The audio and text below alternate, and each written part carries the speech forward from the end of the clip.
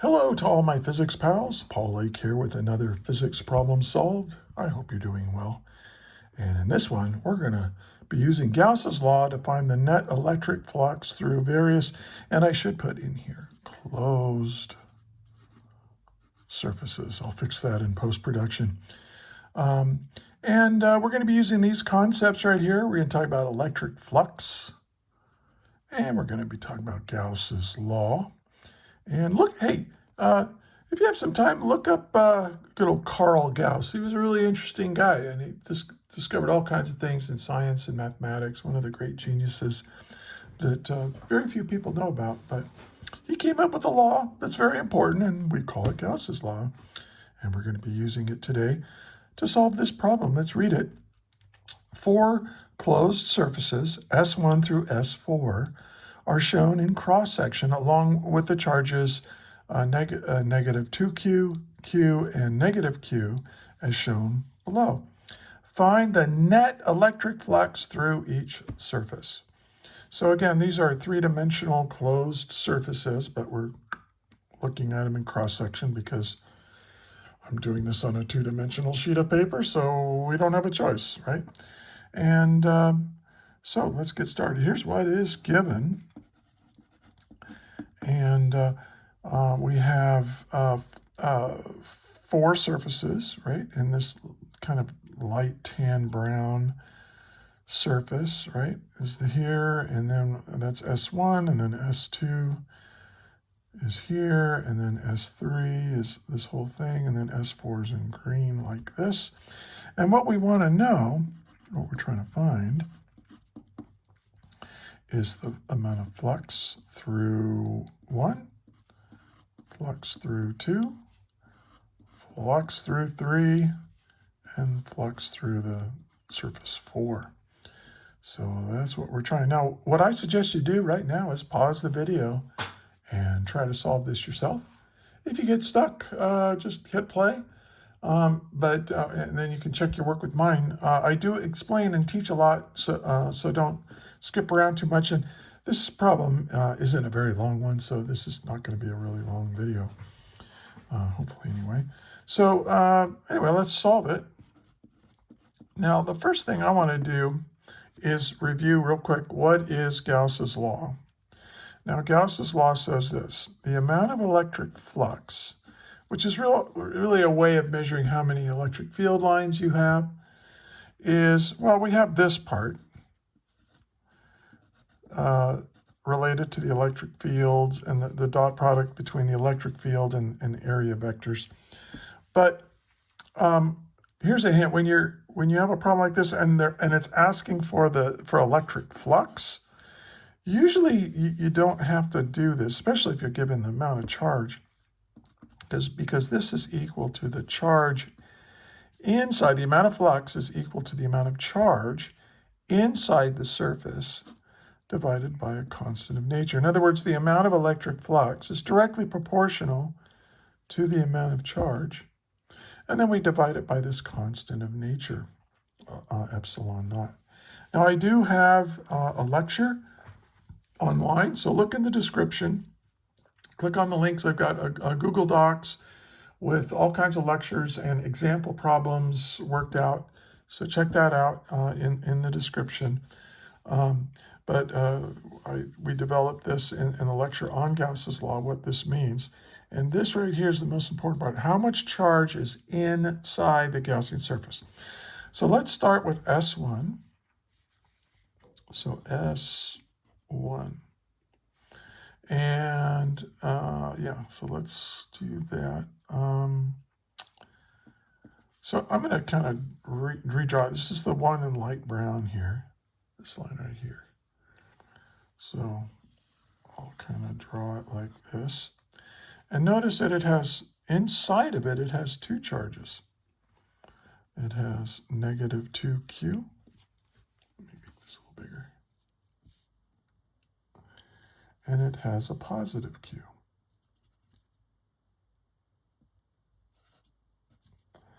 Now, if I were to draw the electric fields of this is a negative charge, so it's going to have electric lines of flux coming in towards it like this, right? And then it's kind of repelled by this, so this might come in and go like that. And maybe another one like this. Now, this one, so 1, 2, 3, 4, 5. Let me draw one more line of flux here. Oh, maybe I'll have it come in like this. Try not to cross the field lines, whatever you do.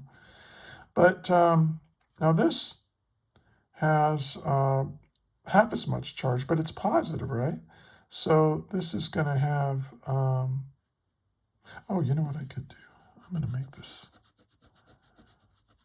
I'm going to erase that one because it looks kind of awkward anyway. But this is going to have, right, a line of flux coming in like this. So now this has 1, 2, 3, 4, 5, 6 coming in, and it's got twice as much charge as this. So this is going to have, I don't know, some kind of lines of flux coming out like that. And I don't know how accurate my field lines are, but it doesn't have to be all that accurate. I think what you can see is that there are more lines of flux coming in than there are coming out. And so this is a big deal. So let's figure out what the net flux is here. And so looks like we've got 1, 2, 3, 4, 5 coming in and 2 coming out. So it looks like 3.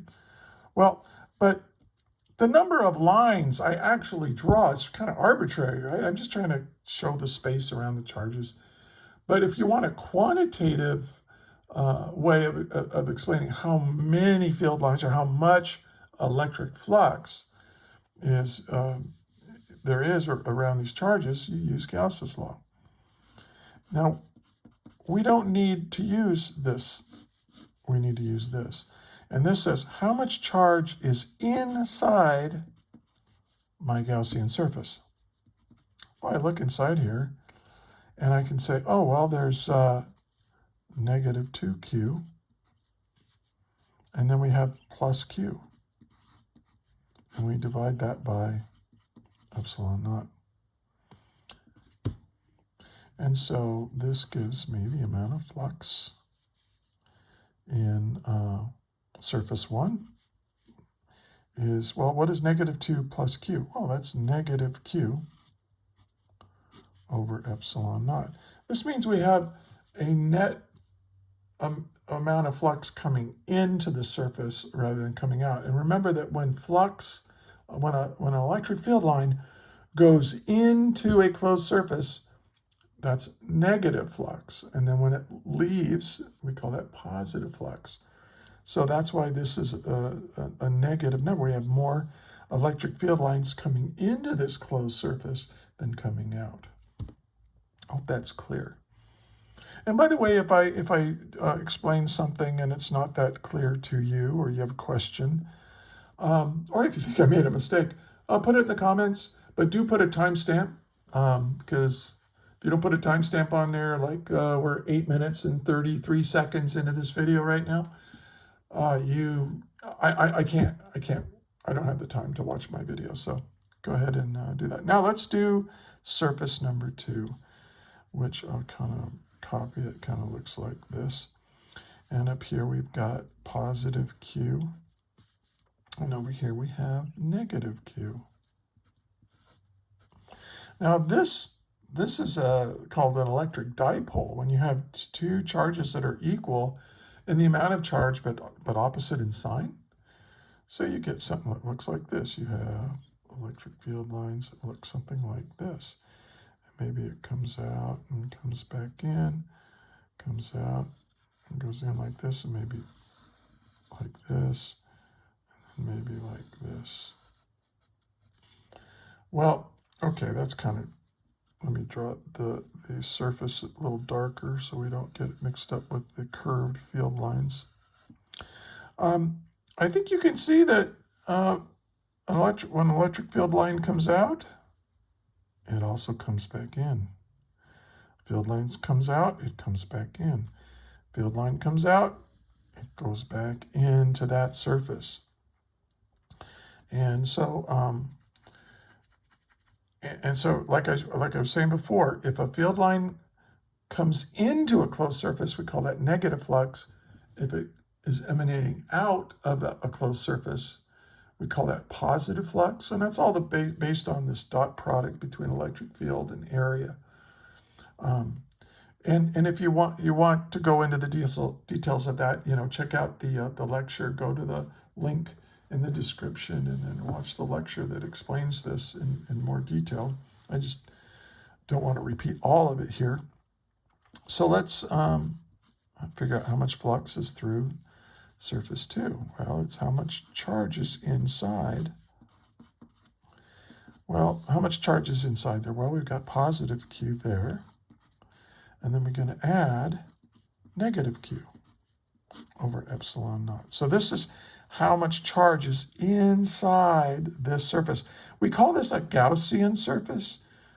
If we're using Gauss's law and we're surrounding charge with a closed surface area, we call that surface area a Gaussian surface. That's all it means. It's just a surface area that completely encloses with no holes in it a charge, or maybe no charge, but as we're going to see in a minute. Well, here, what is positive Q plus negative Q? Well, that's 0. And so the amount of flux, the net amount of flux through the second surface is 0.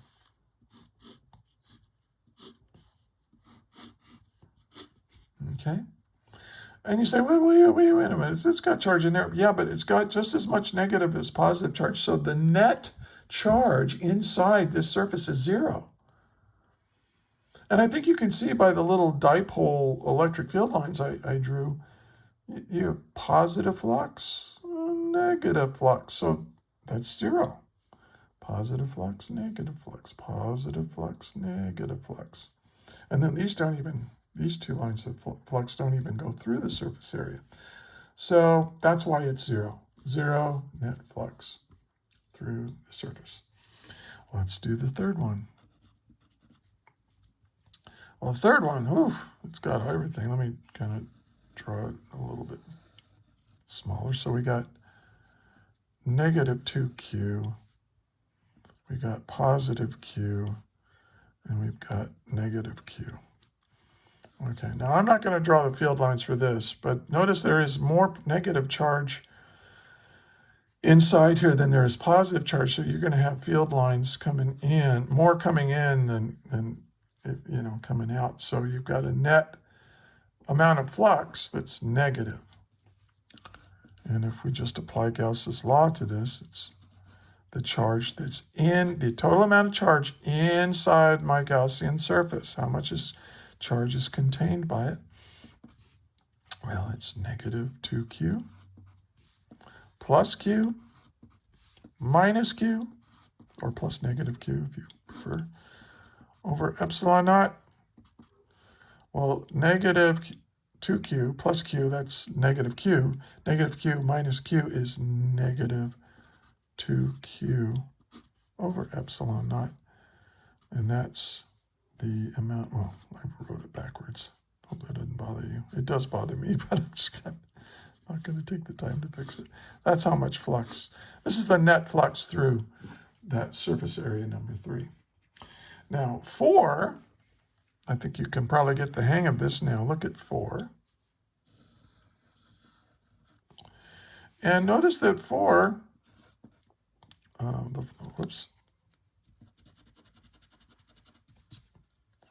the amount of electric flux through 4. I think you can see right away it's going to be 0, right? The Q enclosed over epsilon naught. And, well, how much charge is inside here? Well, you got 0. And so the total amount of flux, the net flux really, through our closed surface number 4 is equal to 0. Now, you might say, hey, wait a minute. If I look at this, wouldn't these have lines of flux coming through here? Sure, this might have lines of flux coming through it. But, if you have the E dot dA, well, look, here's a little bit of area. And here's the direction of the area. That's my area vector, and this is my electric field vector, right?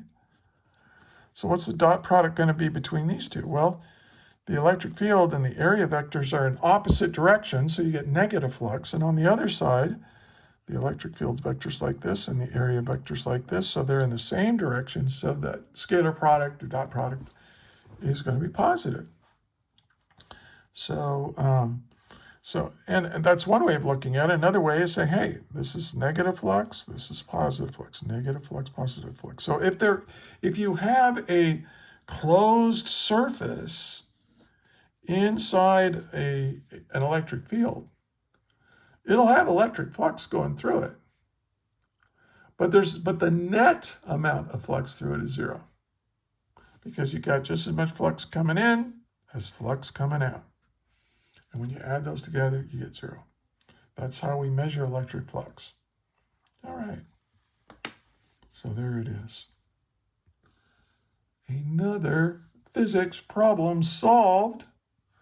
We use this idea of electric flux and Gauss's law to very simply figure out what the expression would be for the amount of flux, the net electric flux through these closed surfaces.